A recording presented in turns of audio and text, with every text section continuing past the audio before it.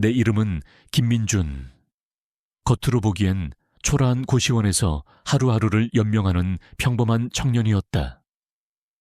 창문 밖으로 보이는 세상은 화려한 도시의 빌딩 숲이었지만 나의 세상은 눅눅한 벽지와 삐걱거리는 침대가 전부인 좁은 방 한 칸이었다. 비가 오는 날이면 천장에서 물이 새어 들어와 양동이를 받쳐야 했고 곰팡이 냄새는 아무리 환기를 시켜도 사라지지 않았다.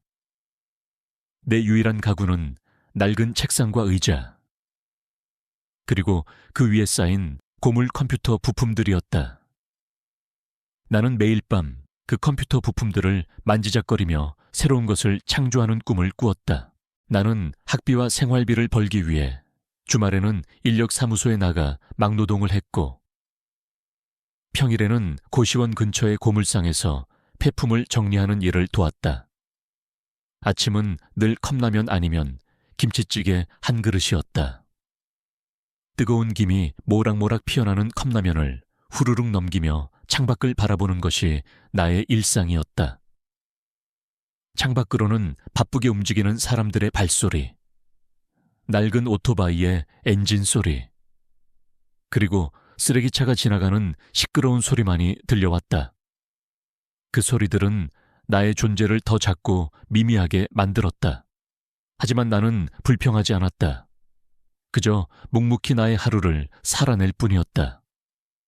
나의 유일한 취미는 낡은 부품들로 새로운 기계를 만드는 것이었다. 그것은 마치 나만의 비밀스러운 우주 같았다. 어느 날 고물상에서 폐품을 정리하던 중이었다. 퀴퀴한 먼지와 쇠붙이 냄새가 뒤섞인 쓰레기 더미 속에서 희미한 울음소리가 들려왔다. 나는 소리가 나는 쪽으로 발걸음을 옮겼다. 찢어진 비닐봉투와 부서진 가구들 사이에서 작은 흰색 물체가 보였다. 가까이 다가가 보니 그것은 강아지였다. 하얗고 작은 몸집에 더러운 먼지가 잔뜩 묻어 있었고 무엇보다 꼬리가 없었다. 마치 태어날 때부터 꼬리가 없었던 것처럼 매끈했다. 녀석은 겁에 질린 눈으로 나를 올려다보고 있었다. 나는 망설였다. 나 하나 먹고 살기도 빠듯한 형편인데 강아지까지 돌볼 여유가 있을까 하지만 녀석의 간절한 눈빛을 외면할 수 없었다. 나는 무릎을 굽혀 조심스럽게 손을 내밀었다. 녀석은 처음에는 경계했지만 내 손에서 나는 비린 소의 냄새 대신 따뜻한 온기가 느껴졌는지 천천히 다가와 내 손바닥을 핥았다. 녀석의 작은 몸은 바들바들 떨리고 있었다. 나는 녀석을 품에 안았다. 뼈밖에 없는 가냘픈 몸이 그대로 느껴졌다. 나는 녀석에게 내 남은 빵 조각을 조금 떼어주었다. 녀석은 허겁지겁 빵을 받아먹었다. 이제부터 너는 백설이다. 나는 녀석에게 백설이라는 이름을 지어주었다. 마치 백설공주처럼 새하얀 털을 가졌다는 의미에서였다. 나는 백설이를 품에 안고 고시원으로 돌아왔다. 고시원 주인 아주머니는 동물을 키우는 것을 탐탁지 않게 여겼지만 백설이의 가여운 모습에 결국 허락해 주었다. 백설이는 나의 유일한 가족이 되었다. 백설이는 생각보다 훨씬 영리했다. 내가 하는 말을 알아듣는 것은 물론이고 때로는 나의 표정 변화만으로도 내 마음을 읽는 듯 했다. 내가 고단한 몸으로 고시원에 돌아오면 백설이는 꼬리 없는 엉덩이를 흔들며 나를 방였다. 내가 컴퓨터 부품을 만지작거리며 고민하고 있으면 녀석은 신기하게도 필요한 공구를 물어다 주기도 했다. 처음에는 그저 우연이라고 생각했다. 하지만 녀석의 행동은 점점 더 놀라웠다. 내가 먹다 남긴 컵라면 국물을 버리려고 하면 녀석은 재빨리 컵라면 용기를 물어다가 쓰레기통에 정확히 버리곤 했다. 나는 녀석의 행동에 놀라움을 금치 못했다. 이토록 똑똑한 강아지는 본 적이 없었다. 백설이는 내가 사는 좁은 고시원 방을 따뜻하고 활기찬 공간으로 바꾸어 놓았다. 나는 어릴 적부터 기계를 만지는 것을 좋아했다. 특히 버려진 부품들을 모아 새로운 것을 만들어내는데 재능이 있었다. 고물상에서 일하며 얻는 폐품들은 내게는 보물과도 같았다.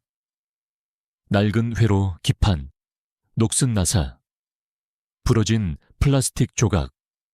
나는 이 모든 것들을 이용해 새로운 기계를 상상하고 설계했다. 나의 책상 서랍에는 낡은 스케치북이 있었다. 그 안에는 내가 상상하는 기계들의 복잡한 설계도가 빼곡히 그려져 있었다. 단순한 장난감이 아니었다.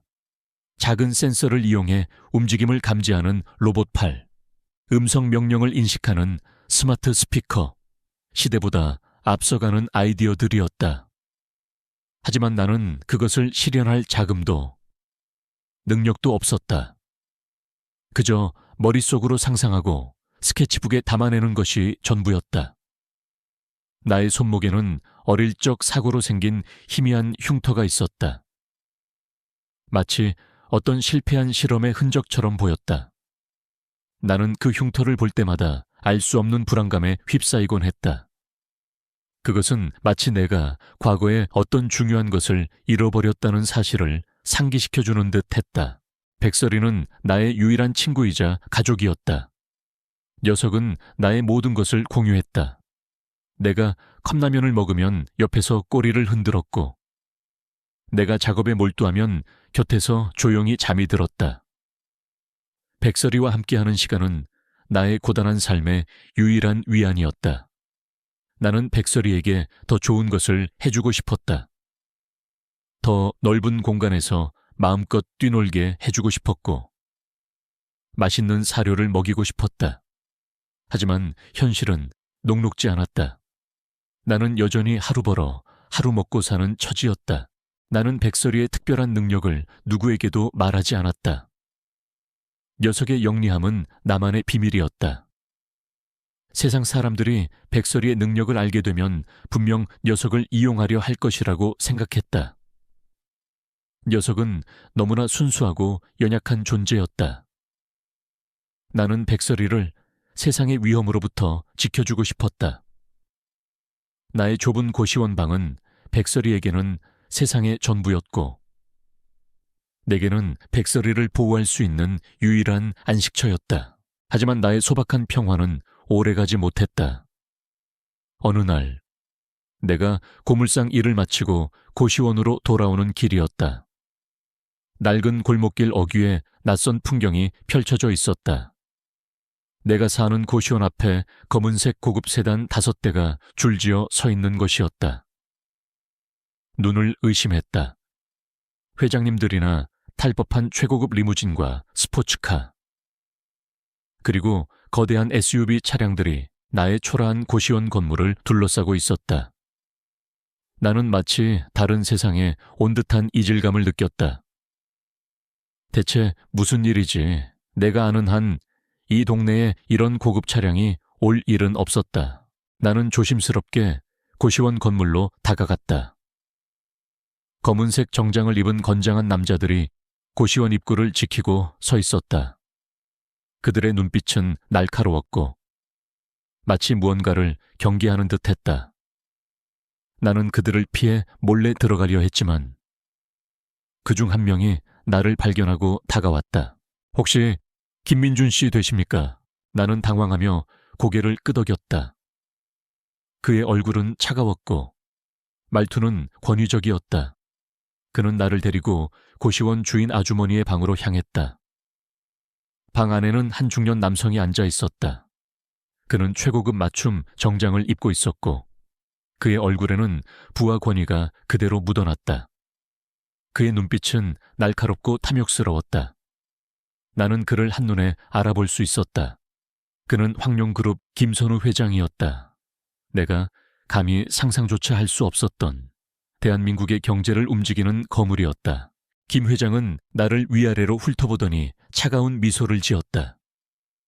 자네가 백설이라는 개를 키우는 김민준 씨인가? 나는 순간 온몸에 소름이 돋았다. 그가 백설이의 이름을 알고 있다니. 내가 백설이의 특별한 능력을 누구에게도 말한 적 없었는데 대체 어떻게 나는 불안감에 휩싸였다. 김 회장은 여유로운 미소를 지으며 입을 열었다. 그의 목소리는 낮았지만 그 어떤 명령보다도 강하게 들렸다. 본론부터 말하겠네. 내가 자네에게 200억 원을 주겠네. 대신 자네가 키우는 그 흰개, 백설이를 내게 팔게. 200억 원. 그 숫자가 내 귀에 박히는 순간 내 머릿속은 온통 하얗게 변했다. 내가 평생 벌어도 만져보지 못할 천문학적인 금액이었다. 고시원의 곰팡이 냄새가 사라지고 낡은 벽지가 금빛으로 변하는 듯한 착각에 빠졌다. 나는 이 돈이면 백설이에게 더 좋은 집을 사주고 맛있는 것을 먹이고 평생 아무 걱정 없이 살 수 있을 거라는 생각이 들었다. 아니, 나 자신도 이 지긋지긋한 가난에서 벗어나고 내가 꿈꾸던 연구를 마음껏 할 수 있을 것이었다. 내 손에 쥐고 있던 고물상 장갑이 축축하게 땀으로 젖었다. 하지만 동시에 나는 백설이를 팔아야 한다는 생각에 심장이 찢어지는 듯 아팠다. 백설이는 내 가족이었다. 나의 유일한 친구이자 나를 웃게 해주는 존재였다. 나는 이 거대한 제안 앞에서 깊은 갈등에 휩싸였다. 돈인가? 아니면 백설이와의 소박한 행복인가? 그 선택의 기로에 나는 서 있었다. 나의 삶은 더 이상 이전처럼 평온하지 않을 것이라는 불길한 예감이 나를 덮쳤다. 이 재벌의 등장과 그의 엄청난 제안은 나의 모든 것을 송두리째 흔들어 놓을 거대한 폭풍의 시작이었다. 김선호 회장의 200억 원이라는 제안은 나의 좁고 눅눅한 고시원 방에 금빛 섬광처럼 터져 들어왔다. 그 숫자는 나의 머릿속을 온통 하얗게 만들어버렸다. 나는 김 회장의 차가운 눈빛과 달리 그의 입에서 흘러나오는 엄청난 금액에 정신을 차릴 수가 없었다. 백설이를 팔아넘기라는 제안. 내게는 가뭄의 단비 같은, 아니, 사막에서 오아시스를 만난 것 같은 유혹이었다. 이 돈이면 나는 지긋지긋한 가난에서 벗어나 꿈에도 그리던 나만의 연구실을 만들 수 있을 것이었다. 백설이에게도 넓은 마당이 있는 좋은 집에서 최고급 사료를 먹이며 살게 해줄 수 있을 터였다. 내 마음속에서는 현실적인 고민과 백설이에 대한 사랑이 격렬하게 충돌했다. 200억 원이라. 회장님, 대체 백설이가 회장님께 왜 필요하신 겁니까? 나는 떨리는 목소리로 겨우 질문을 던졌다. 내 심장은 불안감으로 쿵쾅거렸다. 김 회장은 내 질문에 비웃는 듯한 미소를 지었다. 그건 자네가 알 바 아니네. 중요한 건 자네가 이 돈을 받고 백설이를 넘길 것인가 아닌가 하는 거지. 그의 태도는 단호했고 그의 눈빛은 내가 감히 거절할 수 없을 것이라는 확신에 차 있었다. 나는 잠시 망설였다. 백설이는 내게 가족이었다. 이 세상에서 유일하게 나를 이해하고 조건 없이 사랑해주는 존재였다. 나는 차마 녀석을 돈 때문에 팔아넘길 수는 없었다. 죄송합니다. 회장님, 백설이는 제게 가족입니다.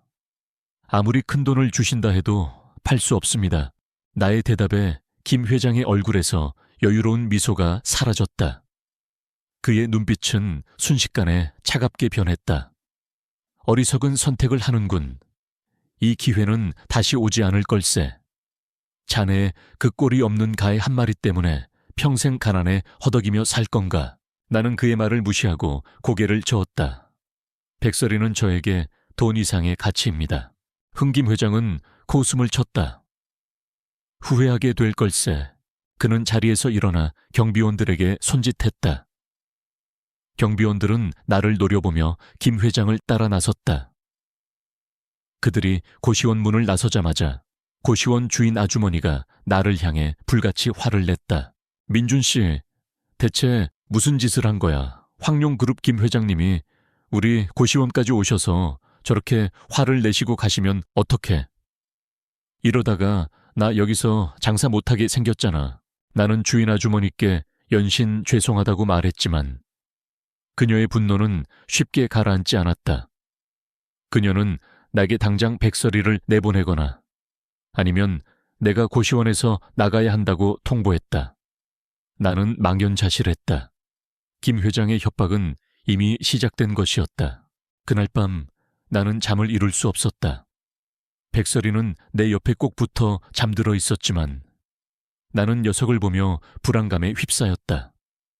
김 회장의 협박은 단순한 말이 아니었다. 그는 분명 나의 삶을 송두리째 흔들 것이다. 나는 백설이를 보호해야 했다. 하지만 어떻게 나는 아무것도 가진 것 없는 고아였다. 세상에 기댈 곳이라고는 백설이밖에 없었다. 다음 날부터 김 회장의 압박은 노골적으로 시작되었다. 내가 일하던 고물상 주인은 갑자기 내게 더 이상 일을 시킬 수 없다고 통보했다. 민준 씨, 미안하네. 위에서 압력이 들어와서. 나도 먹고 살아야지. 그의 얼굴에는 미안함보다 두려움이 역력했다. 내가 고물상에서 나가자마자 낡은 트럭 한 대가 고물상 입구를 막아섰다. 트럭 운전수는 김 회장 측 사람인 듯 나를 노려보고 있었다.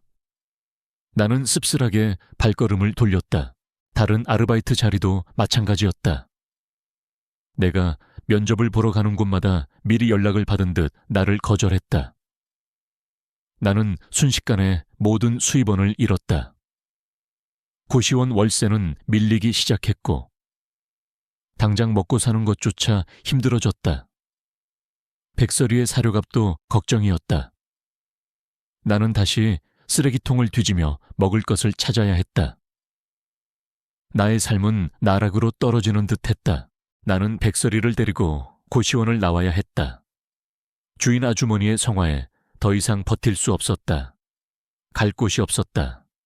나는 백설이를 품에 안고 정처 없이 거리를 헤매었다. 차가운 바람이 내 뺨을 스쳤다. 도시의 화려한 불빛은 나를 더욱 초라하게 만들었다. 백설아, 괜찮아. 아빠가 어떻게든 할 거야. 나는 백설이의 털을 쓰다듬으며 속삭였다. 백설이는 나의 마음을 아는지 내 품에 더욱 파고들었다. 우리는 결국 도시 외곽에 버려진 공장 건물로 향했다. 그곳은 한때 번성했던 공장이었지만 이제는 폐허가 되어 아무도 찾지 않는 곳이었다. 나는 그곳에 임시 거처를 마련했다. 낡은 천막과 박스들로 겨우 바람을 막았다. 차가운 바닥에 앉아 백설이를 품에 안았다. 우리는 이제 정말 아무것도 가진 것이 없었다. 밤이 되자 추위는 더욱 매서워졌다. 나는 백설이를 낡은 담요로 감싸 안고 밤새도록 녀석을 품에 안았다. 녀석의 따뜻한 온기가 내게 유일한 위안이었다. 나는 잠을 이룰 수 없었다. 이 모든 상황이 꿈이었으면 좋겠다고 간절히 바랐다. 하지만 현실은 냉혹했다. 김 회장의 압박은 날이 갈수록 심해졌다. 그는 내가 버틸 수 없을 때까지 나를 몰아붙일 작정이었다. 나는 며칠 동안 공장 건물 주변을 배회하며 먹을 것을 찾아다녔다. 폐품을 뒤져서 버려진 음식물 쓰레기를 찾거나 길가의 나무를 뜯어 먹었다. 백설이에게는 내가 찾은 것 중 가장 좋은 것을 주었다. 녀석은 굶주렸으면서도 내가 주는 것을 감사하게 받아 먹었다. 그런 백설이를 볼 때마다 나는 가슴이 찢어지는 듯 아팠다. 녀석을 이렇게 고생시키는 것이 너무나 미안했다. 정신적으로나 육체적으로나 극한에 몰리자 나는 백설이를 팔아야 할지 진지하게 고민하기 시작했다. 200억 원. 그 돈만 있으면 이 모든 고통에서 벗어날 수 있을 것이었다. 백설이도 더 이상 이런 처참한 환경에서 지내지 않아도 될 터였다. 하지만 백설이의 맑은 눈을 마주할 때마다 나는 차마 그럴 수 없었다. 녀석의 눈빛은 내게 믿음을 보내고 있었다. 백설아, 미안해. 나는 녀석을 품에 안고 눈물을 흘렸다. 백설이는 나의 눈물을 핥아주며 나를 위로했다. 녀석의 작은 혀가 내 뺨에 닿을 때마다 알 수 없는 힘이 솟아났다. 나는 결심했다. 절대로 백설이를 팔지 않을 것이다. 나는 녀석을 지킬 것이다. 어떻게든 이 상황을 헤쳐나갈 것이다. 김 회장의 압박에 굴하지 않고 나의 힘으로 백설이를 지켜낼 것이다. 나는 폐품들 사이에서 낡은 라디오를 발견했다. 작동이 되지 않는 라디오였지만 나는 어릴 적부터 기계를 만지는데 재능이 있었다. 나는 라디오를 분해 차고 고치기 시작했다. 낡은 부품들을 이리저리 맞춰보고 망가진 회로를 납땜했다. 백설이는 나의 곁에서 조용히 나를 지켜보았다. 녀석은 내가 작업에 몰두할 때면 신기하게도 필요한 도구를 물어다 주곤 했다. 백설아, 너 정말 똑똑하구나. 나는 녀석의 머리를 쓰다듬으며 중얼거렸다. 백설이의 능력은 단순한 영리함을 넘어선 것이었다. 녀석은 마치 나의 생각을 읽는 듯했고 나의 작업을 이해하는 듯했다. 나는 백설이의 능력이 김 회장이 그토록 녀석을 원하는 이유와 관련이 있을 것이라고 짐작했다. 라디오를 고치는데 성공하자 나는 뉴스 채널을 들었다. 김 회장의 황룡그룹은 연일 새로운 AI 기술 개발에 성공했다고 대대적으로 홍보하고 있었다. 그들은 자신들의 AI 기술이 인간의 감정을 이해하고 복잡한 문제를 해결할 수 있는 혁신적인 기술이라고 주장했다. 나는 뉴스를 들으며 알 수 없는 불안감에 휩싸였다. 백설이의 능력이 그들의 AI 기술과 관련이 있는 것은 아닐까? 혹시 김 회장은 백설이의 능력을 자신의 AI 기술에 이용하려는 것은 아닐까? 나는 폐품들 사이에서 버려진 컴퓨터 부품들을 모으기 시작했다. 나의 낡은 스케치북에는 새로운 설계도들이 그려졌다. 나는 이 모든 상황을 역이용할 방법을 찾아야 했다. 김 회장이 백설이를 탐내는 이유를 알아내고 그의 음모를 파헤칠 방법을 찾아야 했다. 나의 유일한 무기는 나의 지식과 백설이의 특별한 능력뿐이었다. 어느 날 밤, 나는 백설이를 품에 안고 밤하늘의 별을 바라보았다. 도시의 불빛에 가려져 희미하게 보이는 별들이었지만 그 속에서 나는 희망을 보았다. 나는 혼자가 아니었다. 백설이가 있었다. 그리고 나에게는 나의 재능이 있었다. 나는 이 모든 시련을 이겨내고 백설이를 지켜낼 것이다. 김 회장의 압박에 굴하지 않고 나의 힘으로 백설이와 함께 새로운 삶을 시작할 것이다. 나의 싸움은 이제 막 시작되었다. 폐허가 된 공장 건물에서 백설이와 함께하는 삶은 고단함의 연속이었다. 퀴퀴한 먼지와 낡은 기계 냄새가 뒤섞인 공간은 습하고 차가웠다. 밤이 되면 쥐들이 벽을 갉아먹는 소리가 들려왔고 멀리서 들려오는 도시의 소음은 우리의 고립감을 더욱 심화시켰다. 나는 매일같이 먹을 것을 찾아 쓰레기통을 뒤져야 했고 백설이에게는 내가 찾은 것 중 가장 깨끗하고 먹을 만한 것을 주었다. 녀석은 나의 고단함을 아는지 군말 없이 내가 주는 것을 받아먹었다.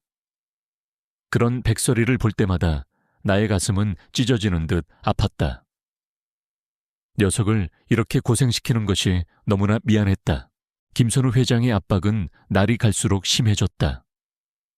내가 아르바이트를 구하려는 곳마다 미리 연락을 받은 듯 나를 거절했다. 심지어 길거리에서 구걸이라도 하려 치면 어디선가 나타난 김 회장의 부하들이 나를 쫓아냈다. 나는 완전히 고립되었다. 돈 한 푼 없이, 갈 곳도 없이 오직 백설이에게만 의지하며 버텨야 했다. 몸과 마음이 극한에 몰리자 나는 백설이를 김 회장에게 팔아넘겨야 할지 진지하게 고민하기 시작했다. 200억 원. 그 돈만 있으면 이 지옥 같은 현실에서 벗어날 수 있을 것이었다. 백설이도 더 이상 이렇게 고생하지 않아도 될 터였다. 하지만 백설이의 맑은 눈을 마주할 때마다 나는 차마 그럴 수 없었다. 녀석의 눈빛은 나에게 변함없는 믿음과 사랑을 보내고 있었다. 백설아, 미안해. 내가 널 이렇게 고생시켜서. 나는 백설이를 품에 안고 눈물을 흘렸다. 백설이는 나의 눈물을 핥아주며 나를 위로했다. 녀석의 작은 혀가 내 뺨에 닿을 때마다 알 수 없는 힘이 솟아났다. 나는 결심했다. 절대로 백설이를 팔지 않을 것이다. 나는 녀석을 지킬 것이다.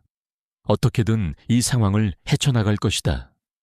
김 회장의 압박에 굴하지 않고 나의 힘으로 백설이를 지켜낼 것이다. 나는 폐허가 된 공장 건물 안을 돌아다니며 버려진 폐품들을 모으기 시작했다. 나의 유일한 희망은 어릴 적부터 남달랐던 기계 제작 능력이었다. 낡은 회로 기판, 녹슨 나사, 부러진 플라스틱 조각, 버려진 전선. 이 모든 것들이 내게는 보물과도 같았다. 나의 책상 서랍에 잠자고 있던 낡은 스케치북을 꺼냈다. 그 안에는 내가 상상하는 기계들의 복잡한 설계도가 빼곡히 그려져 있었다. 이 설계도들은 단순한 낙서가 아니었다. 그것들은 나의 지식과 아이디어가 응축된 결과물이었다. 백설이는 나의 곁에서 조용히 나를 지켜보았다. 내가 작업에 몰두할 때면 녀석은 신기하게도 필요한 도구를 물어다 주곤 했다. 한 번은 내가 특정 크기의 나사를 찾고 있을 때 백설이는 정확히 내가 원하는 크기의 나사를 물어다 주었다. 나는 녀석의 영리함에 다시 한번 놀랐다. 백설이의 능력은 단순한 영리함을 넘어선 것이었다. 녀석은 마치 나의 생각을 읽는 듯 했고 나의 작업을 이해하는 듯 했다. 나는 백설이의 능력이 김 회장이 그토록 녀석을 원하는 이유와 관련이 있을 것이라고 짐작했다. 백설아, 네가 이렇게 똑똑한데 분명히 너를 이용하려는 사람들이 있을 거야. 내가 널 지켜줄게. 나는 백설이의 머리를 쓰다듬으며 다짐했다. 나는 백설이를 보호해야 했다.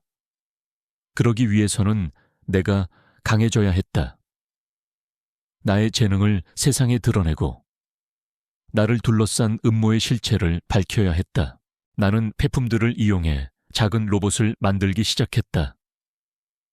처음에는 단순한 움직임을 가진 로봇이었지만 점차 복잡한 기능을 가진 로봇으로 발전시켜 나갔다. 나의 목표는 백설이의 능력을 분석하고 보호할 수 있는 장치를 만드는 것이었다. 동시에 김 회장의 음모를 파헤칠 수 있는 정보 수집 장치도 필요했다. 나는 낮에는 먹을 것을 찾아 헤매고 밤에는 잠을 줄여가며 로봇 제작에 몰두했다. 낡은 스케치북 속의 설계도들이 이제는 현실이 되어가는 듯했다.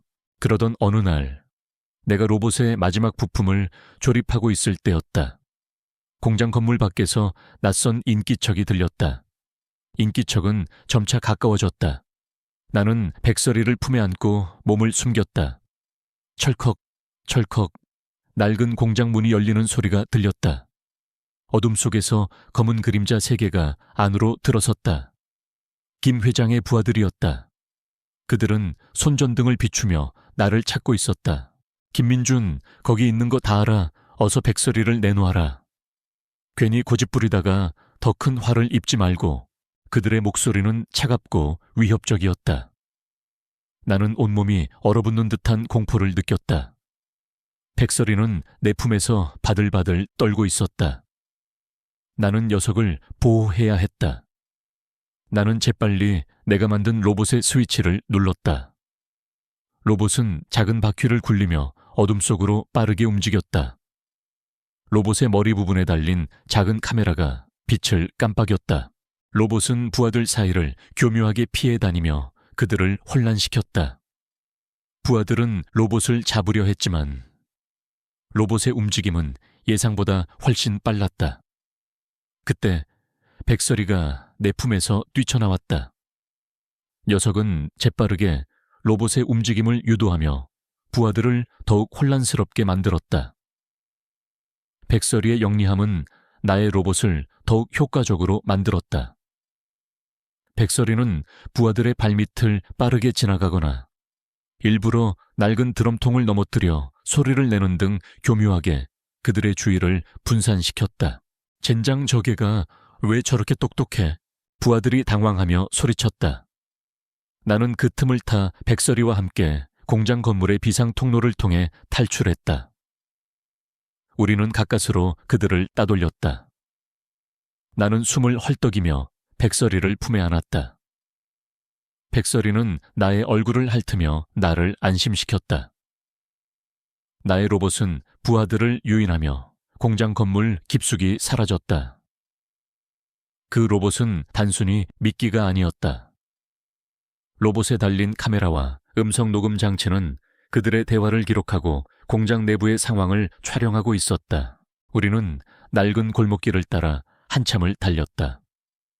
그러다 불이 켜진 한 창고 앞에서 멈춰 섰다. 창고 문은 열려 있었고 안에서는 익숙한 금속 두드리는 소리가 들려왔다. 나는 조심스럽게 안으로 들어갔다.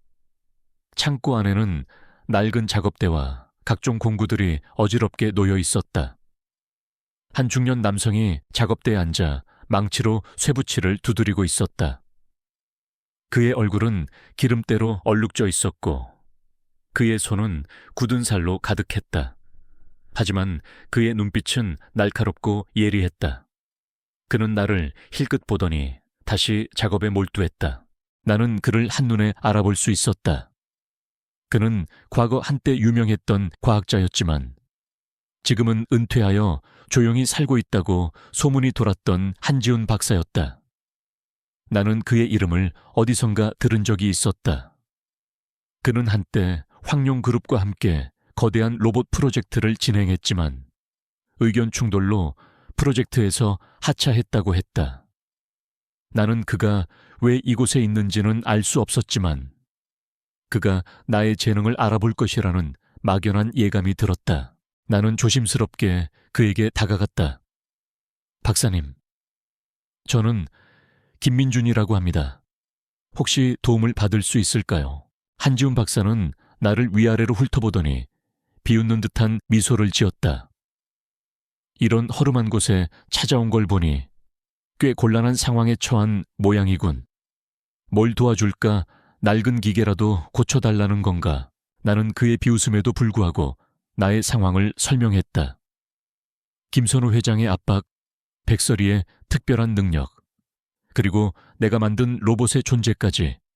한지훈 박사는 나의 이야기를 듣는 동안 아무 말도 하지 않았다.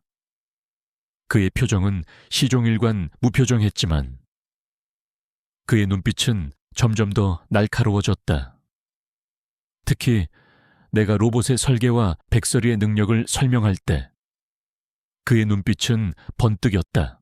자네, 꽤나 흥미로운 재능을 가지고 있군. 자네가 만든 로봇은 어디에 있지? 나는 나의 로봇이 촬영한 영상과 음성 기록이 담긴 메모리 카드를 그에게 건넸다. 한지훈 박사는 메모리 카드를 컴퓨터에 삽입하고 내용을 확인했다. 영상 속에는 김 회장의 부하들이 공장 내부를 수색하는 모습과 그들의 대화 내용이 고스란히 담겨 있었다. 그들의 대화 속에는 김 회장이 백설이를 이용해 불법적인 인공지능 실험을 하려 한다는 내용이 포함되어 있었다. 그리고 그들은 백설이의 특별한 능력인 데이터 분석 및 패턴 인식 능력을 언급했다. 백설이는 마치 인간처럼 복잡한 데이터를 분석하고 패턴을 인식하여 문제를 해결하는 능력을 가지고 있었던 것이다. 그리고 그 능력이 바로 김 회장이 그토록 녀석을 탐내는 이유였다. 한지훈 박사의 얼굴에서 모든 미소가 사라졌다.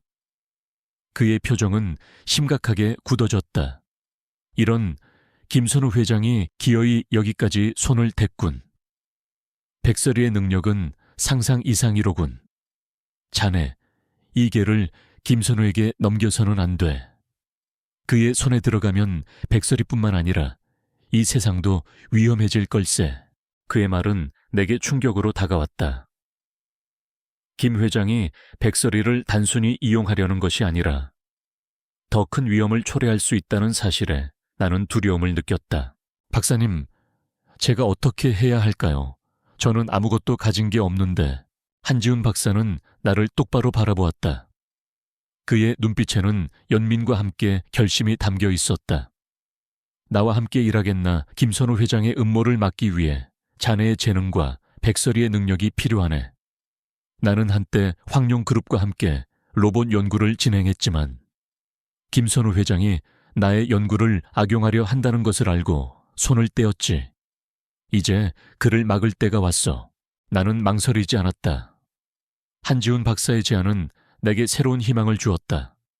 나는 백설이를 지키고 김 회장의 음모를 막기 위해 그의 제안을 받아들이기로 결심했다. 나의 스케치북에 그려진 설계도들은 이제 더 이상 꿈이 아니었다. 한지훈 박사의 지식과 나의 재능, 그리고 백설이의 특별한 능력이 합쳐진다면 우리는 김 회장에게 맞설 수 있을 것이었다. 이 모든 것은 시작에 불과했다. 나의 싸움은 이제부터였다. 나는 더 이상 숨지 않을 것이다. 나는 백설이와 함께 세상을 향해 나의 존재를 증명할 것이다. 한지훈 박사와의 만남은 내게 새로운 삶의 방향을 제시해 주었다. 그는 나의 재능을 알아봐 주었고 백설이의 능력이 단순한 영리함을 넘어선 것임을 깨닫게 해 주었다.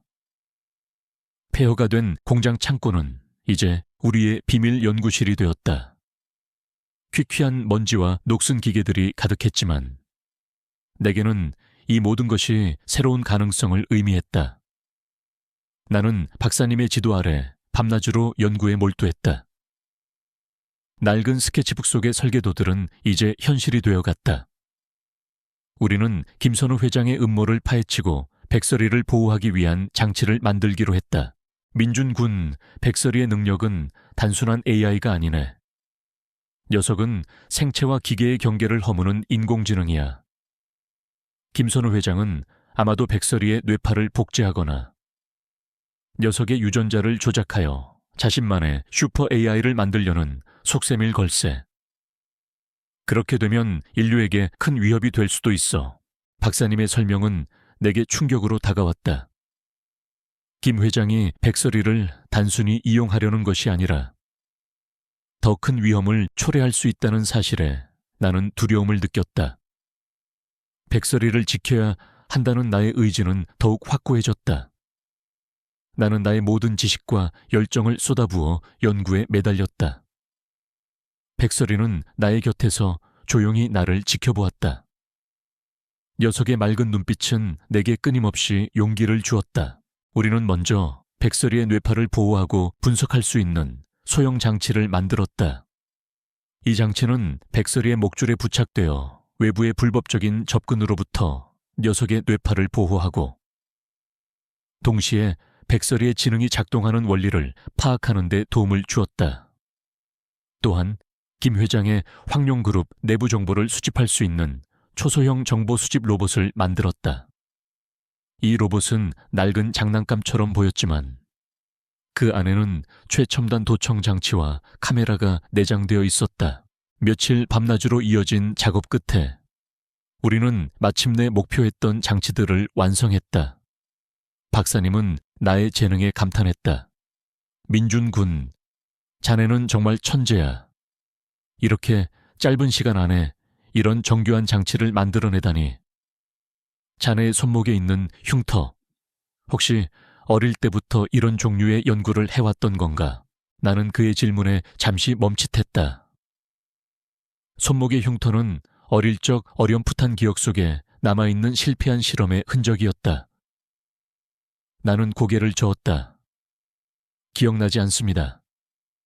박사님. 그저 어릴 때 다친 상처일 뿐입니다. 하지만 박사님은 의심스러운 눈빛으로 나를 바라보았다.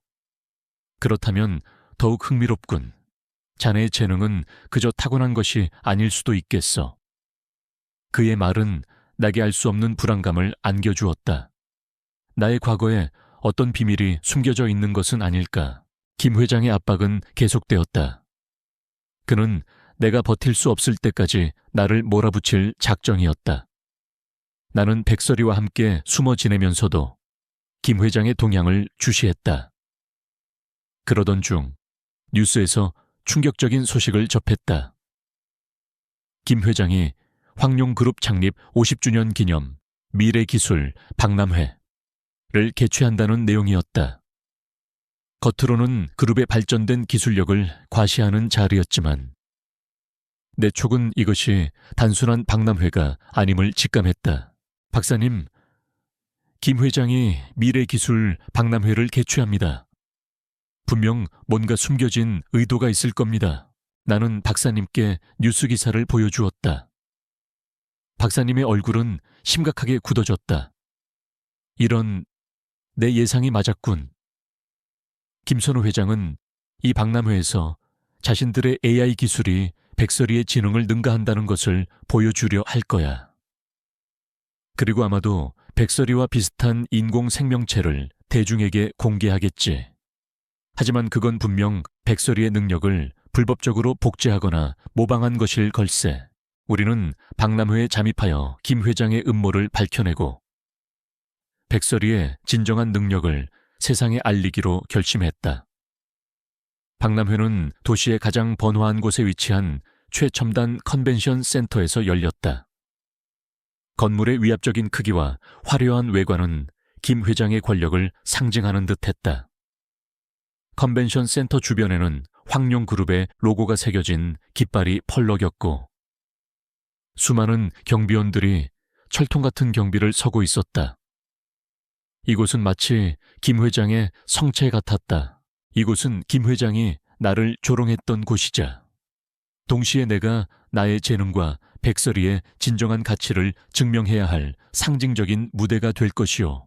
박사님의 말에 나는 고개를 끄덕였다. 우리는 평범한 참관객으로 위장하여 컨벤션 센터 안으로 들어섰다. 홀 안은 사람들로 북적였다. 정재계 인사들, 해외 바이어들, 그리고 수많은 언론인들이 카메라 플래시를 터뜨리며 행사장을 취재하고 있었다. 화려한 부스들마다 최첨단 기술들이 전시되어 있었고 사람들은 감탄사를 연발했다. 김 회장은 단상에 올라 자신감 있는 목소리로 개막 연설을 했다. 그는 황룡그룹의 AI 기술이 인류의 미래를 바꿀 것이라고 호언장담했다. 그의 연설이 끝나자 우레와 같은 박수갈채가 쏟아졌다. 나는 그 박수 소리 속에서 알 수 없는 불안감을 느꼈다. 우리는 우리가 만든 정보 수집 로봇을 조용히 작동시켰다. 로봇은 사람들의 시선을 피해 부스 사이를 움직이며 김 회장의 연설 내용과 주변의 모든 정보를 기록하기 시작했다. 백설이는 나의 품속에서 조용히 숨을 쉬고 있었다. 녀석의 심장이 불안하게 뛰는 것이 느껴졌다. 김 회장은 연설을 마친 후 메인 부스로 이동했다. 그곳에는 거대한 유리관이 설치되어 있었고 그 안에는 정체를 알 수 없는 인공 생명체가 놓여 있었다. 사람들의 시선이 일제히 그곳으로 향했다. 김 회장은 만족스러운 미소를 지으며 그 인공 생명체를 소개했다. 여러분, 제가 오늘 여러분께 선보일 것은 단순한 AI가 아닙니다. 이 인공 생명체는 황룡그룹의 최첨단 기술력과 생체공학 기술이 결합된 결과물입니다. 이 생명체는 인간의 감정을 이해하고 복잡한 데이터를 분석하며 심지어는 예측 불가능한 상황에도 대처할 수 있는 능력을 가지고 있습니다. 우리는 이 생명체를 프로젝트 오메감시라고 명명했습니다. 그리고 이 오메가의 핵심 기술은 김 회장은 말을 멈추고 의미심장한 미소를 지었다. 그의 시선은 잠시 나를 향하는 듯했다. 나는 순간 소름이 돋았다. 그의 눈빛은 마치 내가 모든 것을 알고 있다는 듯 비웃는 듯했다. 이 오메가의 핵심 기술은 놀랍게도 우리가 우연히 발견한 하나의 희귀한 생명체로부터 영감을 얻었습니다. 그 생명체는 바로 꼬리 없는 흰 개입니다. 김 회장의 말이 끝나자마자 호라는 술렁거렸다. 나의 심장이 쿵 하고 내려앉았다. 그는 백설이의 능력을 복제하여 프로젝트 오메가를 만들었던 것이었다. 그는 백설이를 돈으로 사려 했던 것이 아니라 녀석의 능력을 빼앗으려 했던 것이었다. 그의 잔혹하고 탐욕스러운 본색이 드러나는 순간이었다.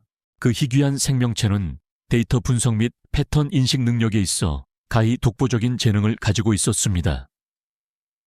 우리는 그 능력을 연구하여 이 오메가를 개발했습니다.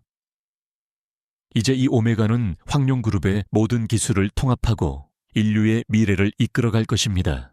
김 회장은 프로젝트 오메가의 작동을 시연했다. 인공 생명체는 복잡한 수식을 순식간에 풀어내고 어려운 퍼즐을 해결하며 심지어는 인간의 표정을 읽고 감정을 파악하는 듯한 모습을 보였다. 사람들은 경이로운 듯 탄성을 질렀다. 그들은 김 회장의 기술력에 압도당하는 듯했다. 나는 분노에 휩싸였다. 백설이의 능력을 이렇게 불법적으로 이용하다니. 김 회장은 백설이를 납치하려 했을 뿐만 아니라 녀석의 생체 정보를 도용하여 악용했던 것이다. 나의 품속에서 백설이가 불안하게 떨리는 것이 느껴졌다. 녀석도 자신의 능력이 악용되고 있음을 아는 듯했다. 박사님, 어떻게 해야 할까요? 저들은 백설이의 능력을 나는 박사님에게 초조하게 물었다. 박사님은 나의 어깨를 두드리며 조용히 말했다. 침착하게 기다리게. 민준군, 김선우 회장은 항상 자신의 능력을 과시하려 들지만 동시에 허점이 많다네. 우리는 그의 허점을 찾아야 해.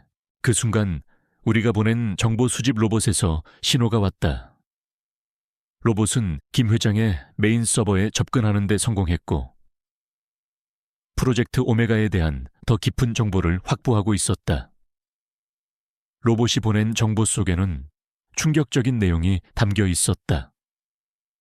프로젝트 오메가는 백설이의 뇌파를 복제하는 과정에서 심각한 오류가 발생했고 그 오류를 은폐하기 위해 김 회장이 백설이를 강제로 납치하려 했다는 사실이 담겨 있었다. 또한 프로젝트 오메가는 아직 완벽하게 제어되지 않는 불안정한 상태이며 언제든 폭주할 위험이 있다는 경고도 있었다. 나는 로봇이 보내온 정보를 보며 분노와 함께 전율을 느꼈다. 김 회장은 자신에게 위험이 닥칠 것을 알면서도 오메가를 대중에게 공개한 것이었다. 그는 자신의 탐욕을 채우기 위해 모든 것을 걸었던 것이다. 나는 박사님에게 로봇이 보낸 정보를 보여주었다. 박사님의 얼굴은 심각하게 굳어졌다. 이런 예상보다 훨씬 위험하군. 김선우 회장은 미쳐가는군. 우리는 오메가가 폭주하기 전에 그를 막아야 해. 그렇지 않으면 이곳에 있는 모든 사람이 위험해질 걸세. 컨벤션 센터의 시계는 빠르게 흘러가고 있었다. 김 회장은 프로젝트 오메가의 마지막 시연을 준비하고 있었다. 그 시연은 오메가의 모든 능력을 한꺼번에 보여주는 위험한 시연이 될 것이었다. 나는 내가 혼자 이 모든 상황을 막아야 한다는 것을 깨달았다. 박사님은 멀리서 나를 응원하고 있었지만 이 마지막 싸움은 나의 몫이었다. 나는 백설이를 품에 안고 결심했다. 김 회장의 탐욕을 멈추고 백설이를 지키고 이 세상에 숨겨진 진실을 밝혀낼 것이다. 나의 재능과 백설이의 능력을 합쳐 우리는 이 시련의 무대에서 나의 진정한 가치를 증명할 것이다. 이 음원 파일은 조작되었습니다. 그리고 누가 이 짓을 했는지 저는 압니다. 나의 목소리는 떨렸지만 호란의 모든 시선은 내게 집중되어 있었다. 사회자는 당황한 표정으로 마이크를 내게 건넸다. 콘서트 홀은 숨죽인 침묵에 휩싸였다. 정상민 이사는 코웃음을 쳤다. 그의 눈빛은 여전히 나를 경멸했지만 그 속에는 미세한 불안감이 스쳐 지나가는 것을 나는 놓치지 않았다. 윤현우는 불안한 듯한 표정으로 나를 응시했다. 이 모든 것이 마치 나를 위한 무대 같았다. 나는 심호흡을 하고 내 안에 잠들어 있던 특별한 능력을 최대한으로 끌어내기 시작했다. 나는 마이크를 잡고 단호하게 말했다. 방금 전 스크린에 송출된 음원 파일은 저의 원본 곡이 아닙니다. 누군가 고의적으로 저의 곡을 훼손하여 불협화음을 만들어냈습니다. 하지만 저는 제 귀로 그 모든 조작을 감지했습니다. 저에게는 모든 소리의 미세한 차이를 구분하고 그 소리 속에 숨겨진 진실을 파악하는 능력이 있습니다. 정상민 이사는 비웃으며 앞으로 나섰다. 김민준 씨, 지금 장난하십니까? 그런 말도 안 되는 소리로 변명할 생각입니까? 당신의 음악적 재능이 부족해서 실수를 한 것을 남에게 뒤집어 씌우려는 불순한 의도군요. 이 얼마나 비열한 변명입니까? 나는 정상민 이사를 똑바로 응시했다. 그의 목소리 속에 숨겨진 미세한 진동, 그의 심박수 변화까지 감지되는 듯했다. 나의 특별한 능력, 즉 극도로 미세한 청각 정보를 완벽하게 기억하고 재구성하는 능력 때문이었다. 나는 이 능력을 음악을 듣고 연주하는 데 무의식적으로 사용해왔지만 이제는 그것이 진실을 밝히는 강력한 무기가 되었다. 이곳 콘서트홀은 최고급 음향시설을 갖추고 있습니다. 당연히 모든 공연은 녹음되고 있을 겁니다. 방금 전 제가 연주했던 원본 파일과 현재 스크린에 송출되고 있는 훼손된 음원 파일을 동시에 재생해 주십시오. 그리고 제 설명을 들어주세요. 사회자는 당황한 기색이었지만 내 단호한 요청에 기술팀에 지시를 내렸다. 곧이어 콘서트홀에 2개의 음원 파일이 동시에 재생되기 시작했다. 하나는 내가 연주했던 맑고 아름다운 선율이 흘러나왔고 다른 하나는 스크린에 송출되었던 불협화음이 섞인 훼손된 파일이었다. 두 곡의 차이는 일반적인 귀로는 쉽게 구별하기 어려울 만큼 미세했지만 나의 귀에는 명확하게 들렸다. 나는 훼손된 음원 파일을 가리키며 말했다. 잘 들어보세요. 이 훼손된 파일에는 제가 연주하지 않은 아주 미세한 잡음이 섞여 있습니다. 이 잡음은 특정한 디지털 편집 프로그램에서만 발생하는 고유한 주파수 대역을 가지고 있습니다. 마치 낡은 기계가 마찰하는 듯한 끼이끌하는 소리가 미세하게 들릴 겁니다. 그리고 제 원본 파일에는 없는 아주 짧은 순간의 끊김 현상이 있습니다. 마치 누군가 특정 부분을 잘라내고 다른 음원을 삽입하려다 생긴 오류처럼 말이죠. 집중해서 들으면 탁 하고 끊기는 듯한 소리를 들을 수 있을 겁니다. 관객들은 귀를 기울였다. 일부는 고개를 갸웃거렸지만 일부 예민한 음악가들은 미세한 잡음과 끊김을 감지한 듯 눈살을 찌푸렸다. 정상민 이사는 여전히 비웃으며 말했다. 그런 미세한 잡음 따위로 무슨 증거를 삼겠다는 겁니까? 그건 그저 기계적 오류일 뿐입니다. 이 콘서트홀의 음향 시스템이 완벽할 수는 없지 않습니까? 아닙니다. 이 오류는 고의적입니다. 나는 단호하게 말했다. 그리고 이 잡음과 끊김 현상은 이 음원 파일이 조작되었다는 명백한 증거입니다. 더 나아가 이 잡음은 특정 장비에서만 발생하는 소리입니다. 제가 알기로 명성문화재단 음향실에서 관리하는 고가의 디지털 오디오 워크스테이션에서만 들릴 수 있는 잡음입니다. 그 디아우에 펜이 마모되었을 때 발생하는 고유한 소리입니다. 이 다우를 누가 마지막으로 사용했는지 확인하면 됩니다. 사회자가 놀란 눈으로 나를 바라보았다. 김민준 씨, 어떻게 그런 것까지... 박사님, 정말 그런가요? 사회자는 박민준 선생님을 향해 물었다. 박민준 선생님은 고개를 끄덕이며 단상 위로 올라섰다. 김민준 군의 말이 맞습니다. 저도 그 다불을 사용해봤기에 그 펜 소리를 압니다. 미세하지만 분명히 들리는 고유한 잡음입니다. 이 콘서트홀의 음향시설은 최고급이라 외부 잡음은 거의 유입되지 않습니다. 저 소리는 분명 내부에서 발생한 소리입니다. 그리고 이 조작은 그 DAO의 전문적인 지식이 없이는 불가능한 일입니다. 박민준 선생님의 증언은 나의 주장에 힘을 실어주었다. 사람들은 이제 정상민 이사를 의심하는 눈빛으로 바라보기 시작했다. 정상민 이사의 얼굴은 새하얗게 질렸다. 그의 손은 미세하게 떨리기 시작했다. 그의 당황한 눈빛이 잠시 무대 뒤편에 기술팀 직원을 향하는 것을 나는 놓치지 않았다. 나는 계속해서 설명했다. 그리고 제가 연주를 시작하기 전 무대 뒤편에서 아주 짧게 삐익하는 고주파음이 들렸습니다. 그 소리는 이 훼손된 파일의 시작 부분에서도 미세하게 들립니다. 그것은 누군가 마이크를 테스트하는 소리였습니다. 제 연주를 방해하고 음원을 조작하려는 의도를 가진 자가 마이크를 조작했다는 증거입니다. 이 모든 소리는 저에게 완벽하게 기억되고 재구성될 수 있습니다. 제 청각 능력은 일반인과 다릅니다. 관객석이 술렁거렸다. 일부는 믿기지 않는다는 듯 서로 귓속말을 주고받았고, 일부는 나를 경이로운 눈빛으로 바라보았다. 나는 무대 뒤편에 서 있던 한 남자에게 시선을 고정했다. 그는 음향 기술팀의 일원이었지만 그의 눈빛은 불안하게 흔들리고 있었다. 그의 얼굴에는 식은땀이 흘렀다. 그는 내가 말한 잡음과 끊김 현상을 만들어낸 장본인이었다. 저 기술팀 직원입니다.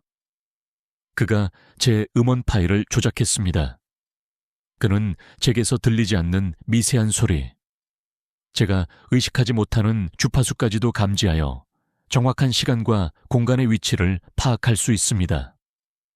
그리고 그에게 지시를 내린 사람은 바로 정상민 이사입니다. 나의 말이 끝나자마자 홀 안은 다시 한번 폭발적인 소란에 휩싸였다. 음향 기술팀 직원은 얼굴이 창백해져서 비명을 질렀다. 아닙니다. 저는 아무것도 몰라요. 저는 그저 시킨 대로 했을 뿐입니다. 그의 말이 끝나자마자 그는 정상민 이사를 손가락으로 가리켰다.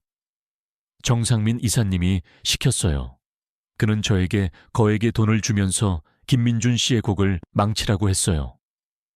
윤 회장님의 유언장에 문제가 있다는 것을 숨기기 위해서. 김민준 씨를 완전히 무너뜨려야 한다고 그의 자백에 정상민 이사의 얼굴은 흑빛으로 변했다. 그는 거짓말 마라. 감히 나를 모함하다니 저자가 나를 끌어들이는군 하고 소리쳤지만 그의 목소리에는 이미 힘이 없었다. 그의 몸은 부들부들 떨렸다. 그의 당황하고 겁에 질린 표정은 그가 죄인임을 명백히 드러냈다. 그때 경찰관들이 등장했다. 박민준 선생님이 이미 몰래 경찰에 연락하여 상황을 알린 것이었다. 경찰은 음향기술팀 직원과 정상민 이사를 체포하러 다가갔다. 정상민 이사는 발버둥 쳤지만 경찰관들에게 제압당했다. 그는 끌려가는 와중에도 나를 향해 이를 갈며 노려보았다. 그의 눈빛에는 증오와 함께 분노가 가득했지만 나는 더 이상 두렵지 않았다. 나는 나의 힘으로 나 자신을 지켜냈고 나의 명예를 회복했다. 백설이는 나의 품에서 조용히 숨을 쉬고 있었다. 녀석의 따뜻한 온기가 내게 힘을 주었다. 호란의 분위기는 순식간에 바뀌었다. 아까까지 나를 비난하고 의심하던 사람들은 이제 나를 경이로운 눈빛으로 바라보았다. 그들은 내가 어떻게 그 작은 단서를 찾아내고 범인을 지목할 수 있었는지 궁금해하는 듯했다. 내 음악을 비난했던 평론가들도 이제는 당황스러운 표정으로 나를 바라보았다. 몇몇 기자들은 흥분한 듯 카메라 플래시를 터뜨리며 나를 촬영했다. 나의 이름은 이제 더 이상 쓰레기장 출신 고아가 아니었다. 나는 천재적인 청각 능력과 뛰어난 작곡 실력을 가진 음악가 김민준으로 불리게 되었다. 윤현우는 내게 다가왔다. 그의 얼굴에는 미안함과 함께 존경심이 담겨 있었다. 그의 눈빛은 진심으로 가득했다. 누나, 정말 죄송합니다. 정상민 이사가 그런 일을 꾸민 줄은 정말 몰랐어요. 그는 저에게 모든 것을 숨겼고 제가 아무것도 모르게 만들었어요. 누나가 이렇게까지 대단한 능력을 가지고 있는 줄도 미처 몰랐습니다. 제가 너무 어리석었습니다. 그의 사과는 진심으로 들렸다. 그의 눈빛은 더 이상 차갑지 않았다. 나는 고개를 끄덕였다. 그의 사과가 내 모든 분노를 씻어낼 수는 없었지만 적어도 그가 내게 적대적이지 않다는 사실은 알 수 있었다. 그는 정상민 이사의 꼭두각시였을 뿐이었다. 콘서트는 예정대로 진행되었다. 훼손된 음원 파일은 삭제되었고 나의 곡은 이제 홀 중앙, 가장 좋은 위치에서 다시 송출되었다. 사람들은 나의 음악에 다시 한번 빠져들었다. 그들은 내가 음악을 통해 표현하고자 했던 슬픔과 고독, 그리고 강인함을 이제야 이해하는 듯했다. 언론인들은 나의 능력과 나의 음악에 대해 긍정적인 기사를 쏟아냈다. 김민준 작곡가, 비범한 청각 능력으로 음원 조작 사건의 진범을 밝히다. 쓰레기장에서 온 천재 음악가. 김민준, 그의 음악은 진실의 목소리. 나는 한순간에 음악계의 스타로 떠올랐다. 나의 이름은 이제 더 이상 쓰레기장 출신 고아가 아니었다. 나는 김민준 작곡가, 나의 음악과 능력으로 세상을 놀라게 한 인물이었다. 밤늦게 홀이 한산해졌을 때 나는 피아노 앞에 앉았다. 건반 위에서 나의 손가락이 움직이자 멜로디가 다시 흘러나왔다. 이제는 그 멜로디 속에 혼돈과 슬픔 대신 희망과 평화의 빛이 드리워져 있는 것 같았다. 나는 이 음악을 통해 나 자신을 치유하고 세상을 향해 나의 이야기를 전달했다. 나는 이제 더 이상 숨지 않을 것이다. 나는 내 음악으로 세상을 바꾸고 내게 일어난 모든 부당함에 대한 진실을 밝혀낼 것이다. 이 모든 것은 시작에 불과했다. 나의 진정한 싸움은 이제부터였다. 나는 나를 나락으로 떨어뜨린 김선우 회장의 진정한 의도를 파헤치고 나의 인생을 뒤바꾼 그 모든 비밀을 밝혀낼 준비가 되어 있었다. 정상민 이사의 계략이 만천에 드러나고 나의 명예가 회복되자 세상은 나를 전혀 다른 시선으로 바라보기 시작했다. 언론은 나의 특별한 능력과 뛰어난 음악적 재능을 연일 칭송했고 유명 음악 기획사들은 앞다투어 내 공연을 유치하려 했다. 나는 더 이상 숨어 지내는 고아 김민준이 아니었다. 어둠 속에서 빛을 발하는 음악가 윤지아로 불리게 되었다. 나의 음악은 이제 많은 사람들에게 위로와 영감을 주는 존재가 되었다. 가장 큰 변화는 윤현우와의 관계였다. 정상민 이사가 체포된 후 현우는 나를 찾아와 진심으로 사과했다. 그의 얼굴에는 후회와 함께 깊은 슬픔이 드리워져 있었다. 그는 정상민 이사가 자신의 후견인이자 모든 권한을 쥐고 있었으며 자신 역시 정상민 이사의 교묘한 통제와 거짓말 아래 있었다고 고백했다. 누나, 정말 미안해요. 정상민 이사님이 그런 일을 꾸민 줄은 정말 몰랐어요. 그는 저에게 누나에 대한 좋지 않은 말들을 계속 주입시켰어요. 누나가 불안정하고 언제든 재산을 노릴 수 있다고. 그래서 누나의 행동을 늘 경계하고 의심하게 되었어요. 그는 늘 저에게 누나가 위험한 사람이라고 세뇌시켰어요. 정말 죄송합니다. 현우의 목소리는 진심으로 후회와 미안함으로 가득 차 있었다. 그의 눈가에는 눈물이 맺혀 있었다. 나는 그의 사과를 들으며 복잡한 감정에 휩싸였다. 그동안 쌓였던 분노와 원망이 한순간에 사라지는 것은 아니었지만 그의 진심 어린 사과에 내 마음속 얼음벽이 조금씩 녹아내리는 것을 느꼈다. 그는 나처럼 아버지의 진실을 몰랐던 또 다른 피해자였다. 나도 너를 오해했어. 네가 내 모든 것을 빼앗아갔다고 생각했어. 하지만 결국 우리 둘 다 아버지의 거대한 계획 속에 놓여 있었던 것 같아. 그리고 그 계획 속에 정상민 이사의 탐욕이 끼어들었던 거겠지. 나는 현우의 손을 잡았다. 그의 손은 따뜻했고 그의 눈빛은 진심으로 가득했다. 우리는 서로의 눈을 바라보았다. 그 눈빛 속에서 우리는 서로에게서 아버지의 그림자를 보았다. 닮았으면서도 다른 우리 둘은 결국 같은 상처를 가진 남매였다.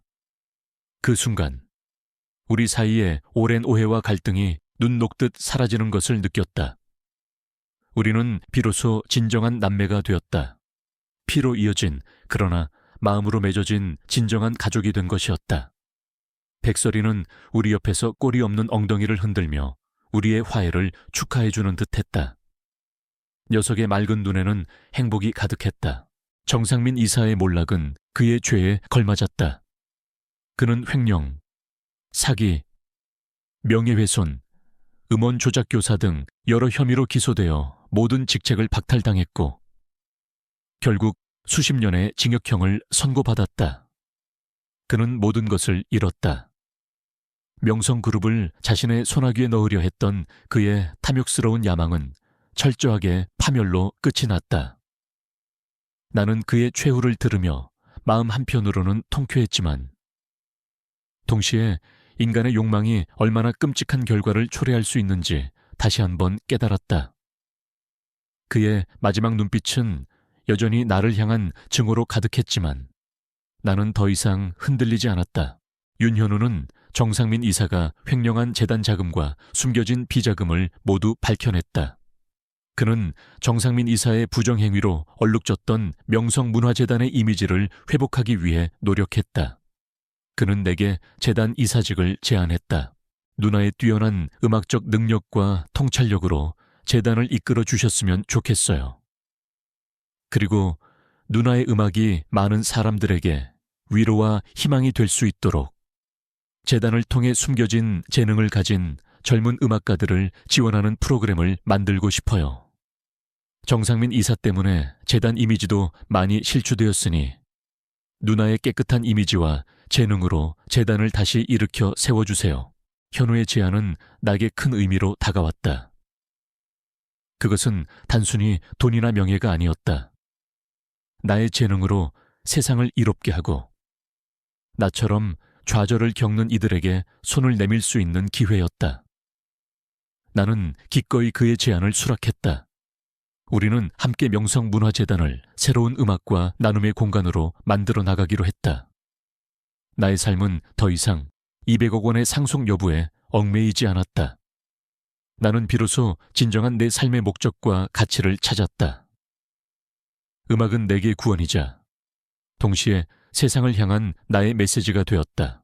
나와 현우는 재단을 재정비하며 아버지의 유언과 관련된 더 깊은 진실을 파헤치기 시작했다. 현우는 정상민 이사가 아버지의 유언을 과장하고 왜곡하여 나와 그 사이의 갈등을 조장했다는 사실을 밝혀냈다. 아버지의 유언은 단순히 모든 재산을 현우에게 상속하는 것이 아니었다. 유언장에는 다음과 같은 내용이 숨겨져 있었다. 나의 모든 재산은 나의 둘째 아들 윤현우에게 상속한다. 단, 나의 장녀 김민준에게는 서초동 빌라와 매달 생활비 800만 원을 지급하며 그녀가 스스로의 재능을 깨닫고 독립적인 삶을 살아가고자 할 때 명성그룹의 지분 15%를 양도한다. 이는 그녀가 자신 안에 숨겨진 능력을 발휘하여 진정한 자아를 찾아가는 과정에 대한 나의 유일한 선물이다. 나는 김민준이 물질적인 풍요 속에서 안주하지 않고 스스로의 힘으로 세상을 헤쳐나가는 강인한 사람으로 성장하기를 바랐다.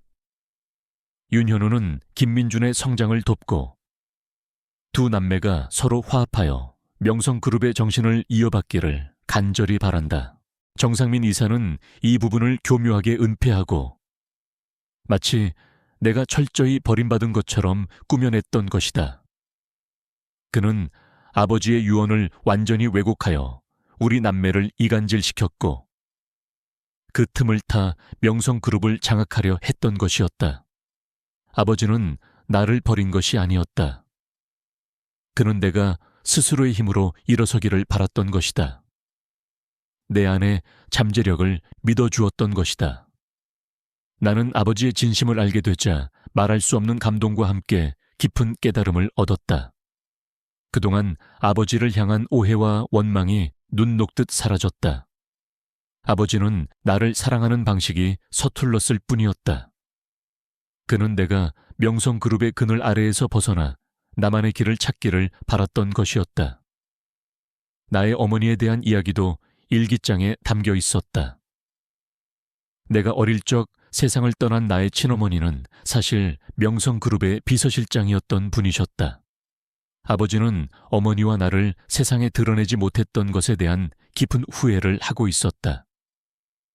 나의 손목에 있는 희미한 흉터도 어머니의 유전자 연구와 관련되어 있었다는 사실도 알게 되었다. 어머니는 사실 천재적인 생명공학자였고, 아버지는 어머니가 연구하던 분야를 계속해서 지원하고 있었다. 그 흉터는 어머니가 나를 낳기 전까지 진행했던 연구의 작은 흔적이었다. 아버지는 내게 어머니의 재능이 흐르고 있다는 사실을 알고 있었고, 내가 그 재능을 펼치기를 바랐던 것이다. 진실을 알게 된 후, 나와 현우는 서재에서 아버지의 유품을 다시 정리하기 시작했다. 현우는 책꽂이 깊숙한 곳에서 낡은 가죽 일기장을 발견했다.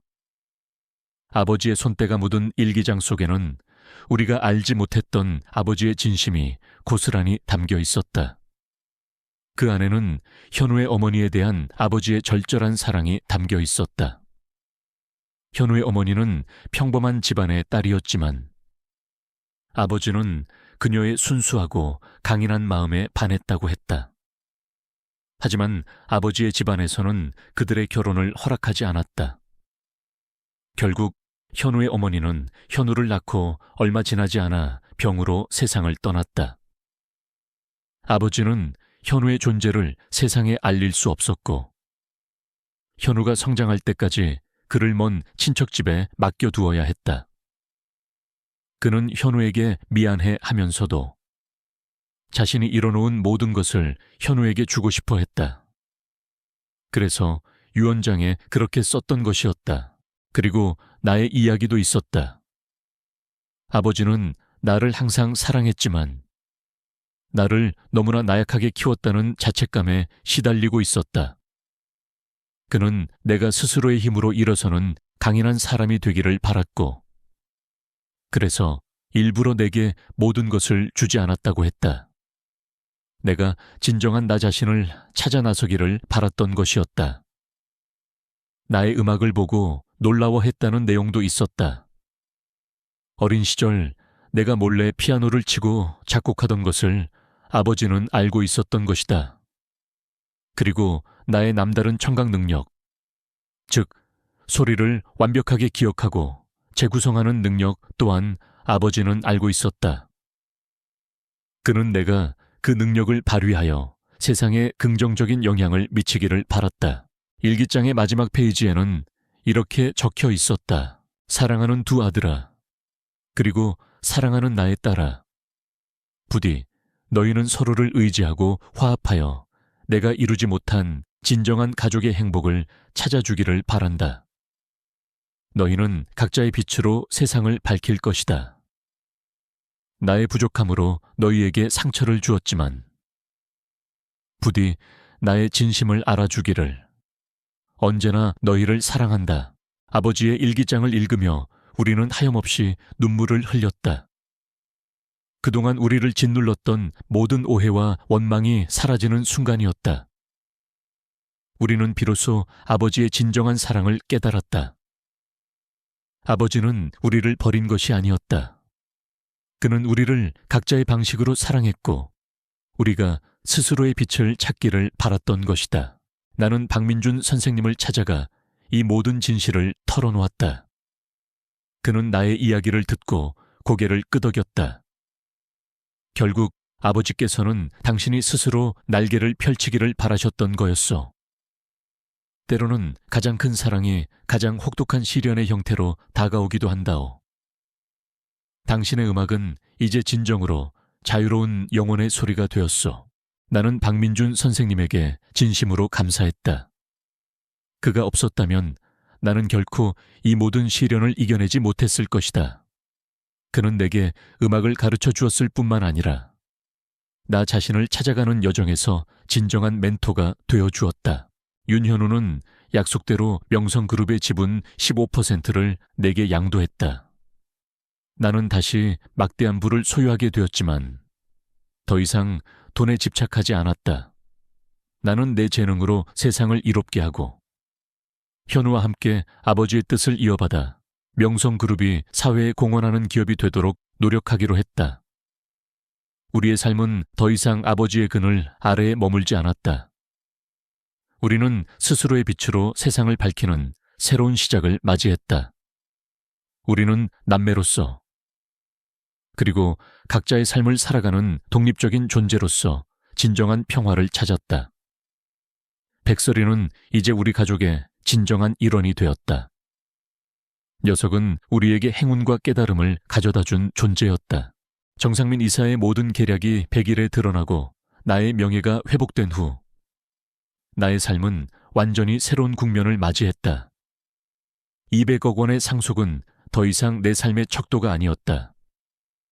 진정한 가족의 의미를 찾고 나의 재능으로 세상에 기여하는 것이 나의 새로운 목표가 되었다. 나는 명성문화재단의 이사로서 그리고 윤지아 작곡가로서 바쁜 나날을 보냈다. 명성그룹의 지분 15%는 내게 막대한 부를 가져다 주었지만 그것은 더 이상 나를 올가매는 족쇄가 아니었다. 이제 그 돈은 나의 꿈과 목표를 실현하기 위한 도구가 되었다. 2년 후 우리는 아버지의 유언을 충실히 따랐다.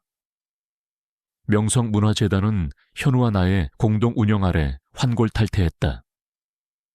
우리는 재단의 투명성을 강화하고 젊고 재능 있는 음악가들을 발굴하고 지원하는 데 전력을 다했다. 나는 나의 경험을 살려 경제적 어려움으로 꿈을 포기해야 하는 음악가들에게 아낌없는 지원을 제공하는 프로그램을 만들었다. 그 프로그램의 이름은 지하의 선율리였다. 나의 이름처럼 그들의 음악적 재능에 아름다운 선율을 입혀주고 싶었다. 백설이는 지하의 선율, 프로그램의 마스코트가 되어 아이들에게 끊임없이 영감을 주었다. 녀석의 꼴이 없는 뒷모습은 오히려 역경을 딛고 일어선 우리의 상징이 되었다. 어느 맑은 봄날, 나는 서울의 한 복지관 강당에 서 있었다. 내 앞에는 빛바랜 악보를 들고 초롱초롱한 눈으로 나를 바라보는 청소년들이 앉아 있었다. 나는 그들에게 작곡을 가르치고 있었다. 이 복지관은 지하의 선율 프로그램의 일환으로 우리가 지원하는 곳이었다. 아이들의 순수한 열정과 음악을 만드는 동안에 집중하는 눈빛은 나의 마음을 따뜻하게 해주었다. 그들의 낡은 악기들과 해진 옷차림은 나의 과거를 떠올리게 했지만 그들의 눈 속에 담긴 음악에 대한 열정은 그 어떤 명성그룹의 재산보다 값진 것이었다. 자, 얘들아, 음악은 우리가 생각하는 대로 변신할 수 있어. 슬픈 감정은 어떻게 표현할 수 있을까? 아이들은 일제히 느리게요, 낮은 음으로요 하고 소리쳤다. 나는 활짝 웃었다. 이 아이들처럼 순수하게 음악을 사랑하는 것이야말로 진정한 음악가의 마음이라는 것을 깨달았다. 나는 피아노 앞에 앉아 자유롭게 멜로디를 연주했다. 아이들은 나의 연주 하나하나에 집중했다. 그들의 눈에는 호기심과 경이로움이 가득했다. 이 순간만큼은 내가 명성그룹의 딸이라는 사실도 과거의 아픔도 모두 잊혀졌다. 나는 그저 음악을 통해 아이들과 소통하고 그들의 꿈을 키워주는 행복한 선생님이었다. 나의 손끝에서 울려 퍼지는 멜로디는 아이들의 마음에 잔잔한 파동을 일으켰다. 수업이 끝나자 아이들이 직접 만든 서툰 악보들을 들고 내게 달려왔다. 선생님, 제가 작곡한 곡 어때요, 선생님? 저는 우리 강아지를 위한 곡을 만들었어요. 나는 아이들의 곡 하나하나를 정성껏 들어주고 칭찬해 주었다. 비록 서툴지만 그들의 음악 속에는 순수한 열정과 무한한 상상력이 담겨 있었다. 그들의 눈빛에서 나는 과거의 나를 보았다. 그들의 잠재력은 무한했다. 나는 그들이 나의 발자취를 따라 더 밝은 미래로 나아가기를 간절히 바랐다. 복지관 원장 선생님이 다가와 내 손을 잡았다. 윤지아 선생님 덕분에 아이들이 정말 행복해해요. 이렇게 재능 있는 분이 직접 가르쳐 주시니 아이들에게는 큰 행운입니다. 아이들이 음악을 통해 꿈을 키워가는 모습이 정말 감동적입니다. 정말 감사드립니다. 나는 미소 지었다. 과거에는 이런 칭찬이 공허하게 느껴졌을 것이다. 하지만 지금은 달랐다. 나의 재능이 누군가에게 도움이 되고 기쁨을 준다는 사실이 나를 진정으로 행복하게 만들었다. 그것은 200억 원의 돈으로는 살 수 없는 가치였다. 진정한 행복은 물질이 아닌 나눔과 사랑에 있음을 깨달았다. 오후에는 현우와 함께 명성 아트 앤 뮤직홀 개관식에 참석했다. 이 아트 앤 뮤직홀은 명성문화재단이 건립한 곳으로 젊은 음악가들에게 창작 공간과 공연 기회를 제공하기 위해 지어진 복합문화 공간이었다. 센터 입구에는 수많은 기자들과 음악계 인사들이 모여 있었다. 현우는 단상에 올라 자신감 있는 목소리로 개관사를 했다. 그는 이제 명성그룹의 진정한 리더로 성장해 있었다. 그는 아버지의 뜻을 이어받아 기업의 사회적 책임을 다하고 있었다. 그의 연설은 진심으로 가득 차 있었고 그의 목소리에는 명성그룹의 새로운 비전이 담겨 있었다. 내 차례가 되어 단상에 올랐다. 나는 아트 앤 뮤직홀 건립에 대한 나의 비전과 젊은 음악가들을 향한 메시지를 전달했다. 이곳은 단순히 건물이 아닙니다. 꿈을 가진 모든 음악가들이 자유롭게 창작하고 소통하며 그들의 재능을 꽃피울 수 있는 희망의 공간입니다. 저 또한 한때 모든 것을 잃고 절망했던 순간이 있었습니다. 하지만 음악을 통해 다시 일어설 수 있었고 저의 재능으로 세상을 이롭게 할 수 있다는 것을 깨달았습니다. 이곳이 여러분의 두 번째 봄이 되기를 바랍니다. 여러분의 음악이 세상의 어둠을 밝히는 빛이 되기를 바랍니다. 나의 연설이 끝나자 우레와 같은 박수갈채가 쏟아졌다. 나는 감격스러운 표정으로 객석을 바라보았다. 그곳에는 박민준 선생님이 뿌듯한 미소를 지으며 나를 보고 있었다. 그의 옆에는 내가 처음으로 작곡한 곡을 극찬했던 평론가와 나의 팬들이 앉아 있었다. 그들은 이제 나의 음악을 이해하고 나의 삶을 응원해주는 소중한 사람들이었다. 정상민 이사의 악의적인 비난은 이제 완전히 잊혀졌다. 개관식 리본 커팅을 위해 현우와 나는 나란히 단상에 섰다. 우리 옆에는 박민준 선생님과 아트 앤 뮤직홀의 주요 관계자들이 자리했다. 플래시가 터지고 우리는 환한 미소로 리본을 잘랐다. 이제 명성 아트 앤 뮤직홀은 공식적으로 문을 열었다. 새로운 시대의 서막을 알리는 듯했다. 그날 저녁 현우와 나는 오랜만에 서초동 빌라로 돌아와 단둘이 저녁 식사를 했다.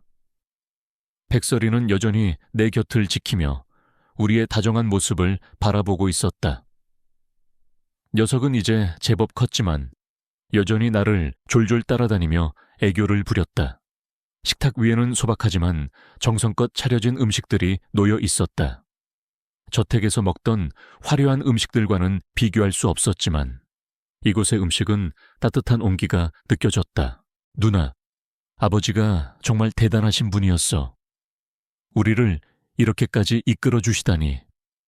비록 그 과정이 힘들었지만 덕분에 우리는 진정한 남매가 되었잖아. 현우가 말했다. 그의 목소리에는 진심 어린 종용과 사랑이 담겨 있었다. 나는 고개를 끄덕였다. 맞아. 아버지는 우리에게 단순히 돈을 물려준 게 아니었어. 스스로 설 수 있는 힘을 주셨고 서로를 의지할 수 있는 가족을 선물해 주신 거야. 그리고 무엇보다 우리 각자의 재능과 삶의 목적을 찾아주신 거야. 어머니의 못다 이룬 꿈까지도 말이야. 우리는 지난 2년간의 시간을 회상했다. 정상민 이사의 배신, 우리의 갈등, 그리고 아버지의 진심을 알게 된 순간까지 모든 것이 주마등처럼 스쳐 지나갔다. 우리가 겪었던 시련들은 우리를 더욱 단단하게 만들었고 서로의 소중함을 깨닫게 해주었다. 우리의 음악과 경영은 이제 시너지를 내며 사회에 긍정적인 영향을 미치고 있었다. 식사를 마친 후 현우와 나는 함께 앨범을 펼쳤다. 그 안에는 아버지의 낡은 사진과 함께 새로운 사진들이 채워져 있었다. 복지관 아이들과 함께 연주하는 모습, 아트 앤 뮤직홀 개관식에서 환하게 웃는 우리 남매의 모습, 그리고 백설이와 함께 뛰노는 사진들. 마지막 페이지에는 내가 작곡한 가족 테마곡의 악보가 있었다. 그 악보 속에는 아버지와 어머니, 그리고 현우와 내가 함께 만들어갈 아름다운 선율이 담겨 있었다. 이제 더 이상 사진 뒤에 숨겨진 비밀은 없었다. 모든 것이 명확해졌다. 나는 앨범을 덮고 창밖을 내다보았다. 밤하늘에는 수많은 별들이 반짝였다. 그 별들은 마치 아버지와 어머니의 눈빛 같았다. 나의 삶은 200억 원의 유산에 얽매이지 않고 진정한 사랑과 목적을 찾았다. 나는 내가 걸어온 길을 후회하지 않았다. 오히려 이 모든 시련이 나를 지금의 나로 만들었다. 현우가 내 어깨에 기대어왔다. 누나, 이제 우리 앞에는 어떤 봄이 찾아올까? 나는 현우의 손을 잡았다. 새로운 봄이겠지. 더 따뜻하고, 더 밝고, 더 많은 사람들에게 희망을 줄 수 있는 봄. 우리 둘이 함께 만들어갈 봄. 그리고 우리의 음악이 세상에 울려 퍼질 봄. 우리의 이야기는 이제 시작이야. 우리는 서로를 바라보며 미소 지었다. 우리의 앞날은 아직 알 수 없었지만 더 이상 두렵지 않았다. 우리는 서로를 의지하며 어떤 어려움도 헤쳐나갈 수 있을 것이었다. 우리의 이야기는 이제 막 시작될 뿐이었다. 돈에 얽매였던 삶에서 벗어나 진정한 의미의 풍요로움을 찾아가는 두 남매와 꼴이 없는 흰개, 백설이의 이야기는 앞으로도 계속될 것이었다. 우리의 삶은 진정한 두 번째 봄을 맞이했다. 이 긴 여정을 함께 해주셔서 진심으로 감사합니다. 윤지아의 이야기는 여기서 끝이 나지만 어딘가에서 그녀는 여전히 따뜻한 음악을 만들고 사람들에게 희망을 전하고 있을 것입니다. 그녀의 이야기가 여러분의 마음속에 작은 울림으로 남기를 바랍니다. 만약 이 이야기가 마음에 드셨다면 좋아요와 구독 그리고 알림 설정까지 부탁드립니다. 다음 이야기에서 또 만나요.